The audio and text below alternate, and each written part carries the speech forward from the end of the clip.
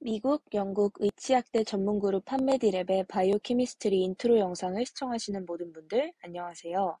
이번 영상에서는 바이오케미스트리를 앞으로 수강하시거나 현재 수강하시는 학생분들과 학부모님들께서 궁금해하실 만한 것들을 다루면서 공부에 대한 팁도 살짝 드리는 시간을 갖게 되겠습니다. 먼저 간단하게 진행 순서를 말씀드리자면 첫 번째로는 바이오케미스트리, 즉 생화학이란 무엇인가에 대해 살펴볼 거고요. 두 번째로는 일반 화학, 일반 생물과 생화학의 차이점을 알아보겠습니다. 다음으로는 이 과목의 공부량은 얼마나 되는지와 많은 학생들이 바이오캠을 어려워하는 이유도 말씀드리게 될 거고, 마지막으로는 효율적으로 공부하는 방법에 대한 이야기를 나눠볼까 합니다. 첫 번째로 바이오캠이란 어떤 과목인가를 보겠습니다. 바이오케미스트리, 한국말로는 생화학이라고도 하는 이 과목은 살아있는 생물체와 그 안에서 일어나는 생리학적인 일들을 화학적으로 이해하고 해석하는 과목입니다. 그래서 생물의 기본인 DNA부터 프로틴까지 가는 경로에 대해서도 스텝 바이 스텝 자세하게 들어가게 되고, 몸에서 일어나는 여러 대사 반응들도 다루게 됩니다. 그뿐만이 아니라 나중에는 호르몬에 대해서도 배우게 되고, 또 생화학 경로 이상으로 일어나는 병들에 대해서도 배우게 되죠. 여기 오른쪽에 있는 그림은 바이오캠에서 배우는 패스웨이의 일종인 글라이콜리시스와 글루코네오제네시스에 대한 그림인데요. 이따가도 설명을 드리겠지만 이 그림이 뭔가 굉장히 복잡해 보이시죠? 생화학에서는 이 경로도 나오지만 이것보다 훨씬 더 복잡하기도 한 정말 많은 패스웨이들이 나와요. 그래서 그 경로들 안에 물질들의 순서, 반응을 촉매하는 엔자임, 그리고 코팩터 이런 것들에 대해서도 배우고 외우게 될 것입니다. 그럼 이제 제너럴 케미스트리, 제너럴 바이올로지와 바이오 케미스트리의 연관성에 대하여 알아보도록 할게요. 일단 제너럴 케미스트리는 주기율표, 원자의 기본 구성, 여러 가지 단위에 대해서 배우고 산염기와 산화 환원 반응 등을 배우게 됩니다. 살짝의 수학도 들어가서 몇 가지의 식도 배우게 되고요. 또 이런 식으로 아주 화학적으로 기초적인 것들을 가르치는 과목이 바로 젠캠입니다. 다음으로 제너럴 바이올로지를 보시면 여기서는 생물에 대한 전체적인 그림을 보게 될 거예요. 그래서 세포에 대해서 배우게 되고 그 세포의 구성과 세포와 그 안의 소기관들의 생물학적 특징과 그 역할에 대해서 배우게 되고 유전학적인 부분도 살짝 들어가서 유전자에 대한 기본 지식을 알려주게 됩니다. 그럼 바이오케미스트리는 바이올로지와 케미스트리의 합성어처럼 보이죠? 그렇다면 이 두 과목과 바이오캠이 연관이 있다는 말일 텐데 어떻게 연관이 있는지 알아보겠습니다.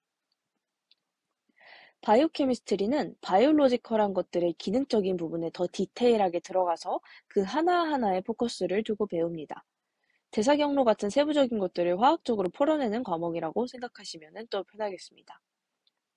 그러니까 제너럴 바이올로지에서는 예를 들면은 미토콘드리아의 에너지, 즉 ATP를 만들어라고 세포 소기관 큰 역할에 대해서 이제 배웠다면은 바이오케미스트리에서는 그 에너지가 만들어지는 세부 경로에 대해서 하나하나씩 배우고 또 여기에 화학적인 부분을 더해서 분자 구조를 보여주며 세부적인 패스웨이를 가르쳐 줍니다.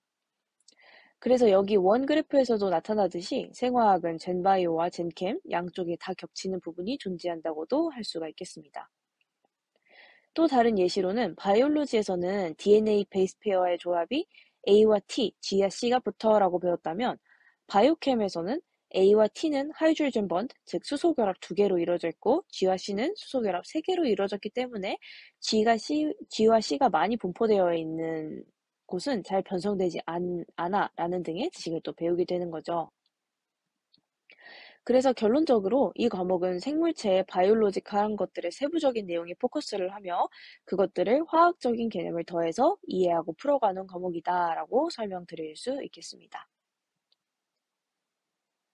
그러면 다음은 바이오케미스트리의 공부량에 대한 말씀을 한번 드려볼게요.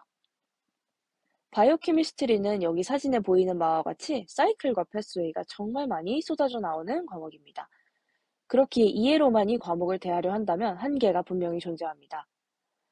당연히 패스웨이나 다른 개념들의 이해를 먼저 한다면 암기하는 데 도움은 되겠지만 시험 문제 자체가 A 물질에서 B 물질로 가려면 어떤 엔자임이 필요하냐 이런 식으로 묻는 문제가 많기 때문에 어쨌거나 마무리는 항상 암기로 끝나는 과목이 되실 거예요.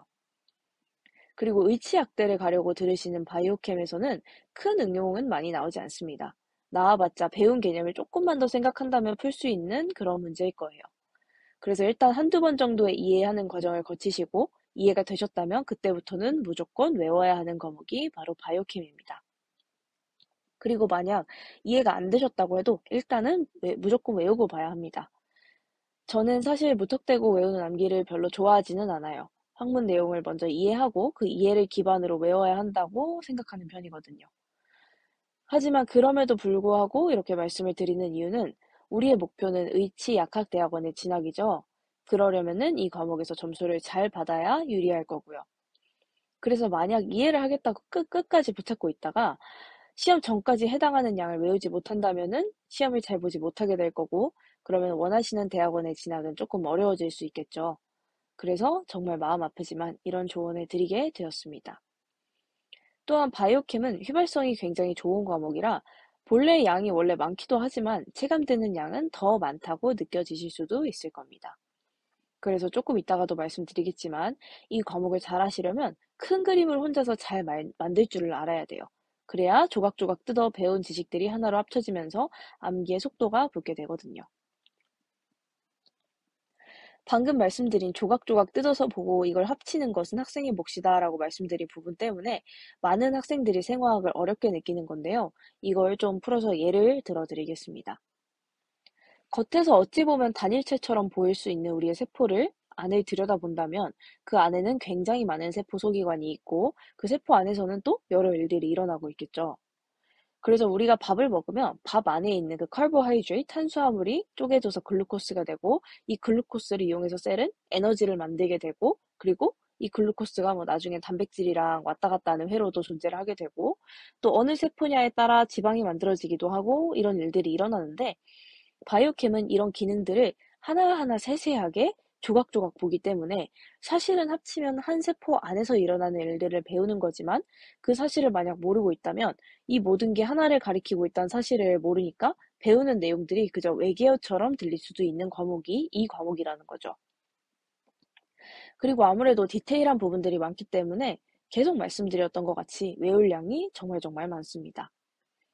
그래서 전 슬라이드에서도 말씀드린 것 같이 약간의 이해를 하셨으면 암기를 하셔야 되고요. 이해가 안 된다고 해도 일단은 외우고 봐야 합니다. 바이오캠을 효율적으로 공부하려면 굉장히 중요한 부분은 매일매일 배운 것을 복습하는 부분입니다. 다들 뻔히 아시는 내용이겠지만 강의를 듣는 거는 공부가 아니죠. 그래서 강의를 듣고 항상 바로바로 복습을 하셔야 그게 진짜 내 공부가 되고 바이오캠은 특히나도 더 그런 과목입니다. 강의를 듣는 그 순간과 듣고 나선 이해가 돼서 아, 내가 알고 있어 라고 착각하기가 굉장히 쉬워요. 하지만 그 착각 속에 속아서 바로 복습을 하지 않는다면 다음번에 볼 땐 이게 무슨 말이었지 하고 헷갈리고 공부하는 데 더 많은 시간을 쓰게 돼서 굉장히 시간 낭비가 됩니다. 그런데 학생분들은 이 과목만 들으시는 게 아니고 다른 중요한 과목들, 또 교양 과목들도 들으시기 때문에 시간을 단축할 수 있는 부분에서는 확실히 단축을 해서 쓸데없는 데 시간을 쓰지 않게 노력하셔야 돼요. 그리고 누차 말씀드린 것처럼 이건 교수님에 따라 차이가 있고 사람마다 공부 방법의 차이도 있겠지만 저는 조각조각 배운 내용들을 큰 종이에 하나로 합쳐서 그리면서 공부를 했었고 그게 굉장히 도움이 많이 되었습니다. 여기 옆에 그림에 보시면 제가 예시를 들어놓은 그림이 있는데요.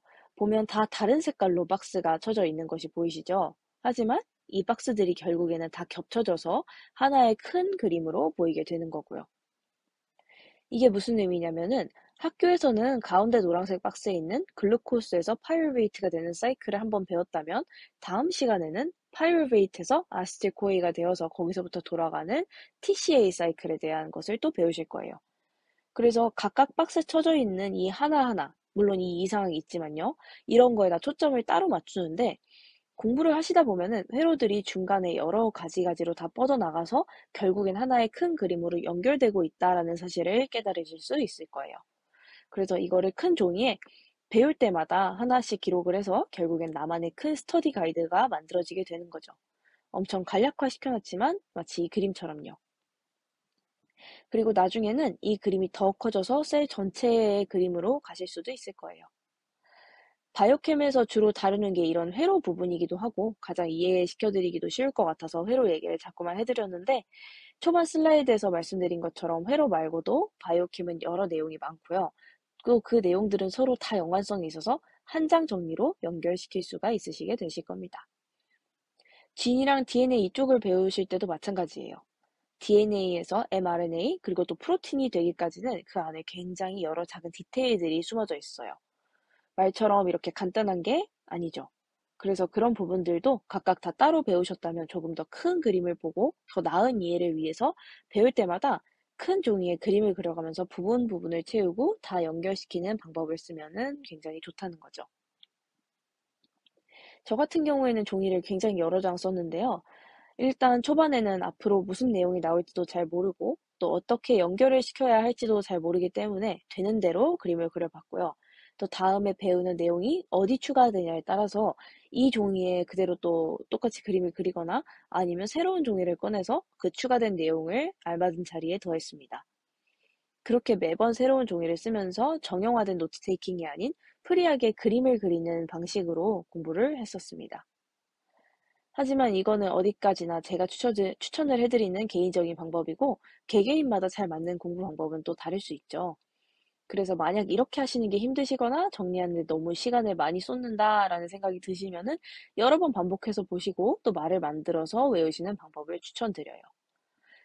나중에 배우시겠지만 지방산의 생협선 과정 중에 아스틸코에이로부터 페리에스트로 가는 경로가 있어요. 근데 그 경로 사이에는 많은 스텝들이 있는데 저는 이 중간 물질들을 외우려고 중간 물질의 앞글자를 따서 KHEA 해서 키하 지방산을 만들다니 이런 식으로 말을 만들어서 외우기도 했습니다. 그래서 조금 정리를 하자면 강의를 들으시면 바로바로 복습을 하셔야 되고 이해를 한두 번을 하셨으면 바로 외우시는 방법을 추천드립니다. 만약 외우시는 게 힘들다면 말을 만들어 외우거나 연상법으로 외우시는 것도 굉장히 좋은 방법이죠. 그리고 조금 시간이 들 수는 있지만 그래도 큰 그림을 보면서 전체적인 것을 이해하기 굉장히 좋은 회로, 경로 합치기 혹은 마인드맵도 좋은 방법이고요. 바이오킴을 잘 하시려면 약간의 이해와 많은 암기가 필요한 과목이다라는 걸 먼저 인지를 하시고 그리고 또 그걸 인정하고 들어가시면 조금은 편하실 거예요. 의치약학대학원에 진학하시려면 필수인 과목 중 하나인 바이오캠. 어려우실 수도 있지만 충분히 다들 잘 해내실 겁니다. 모든 분들의 성공적인 유학생활과 대학원 진학을 응원하겠습니다. 감사합니다.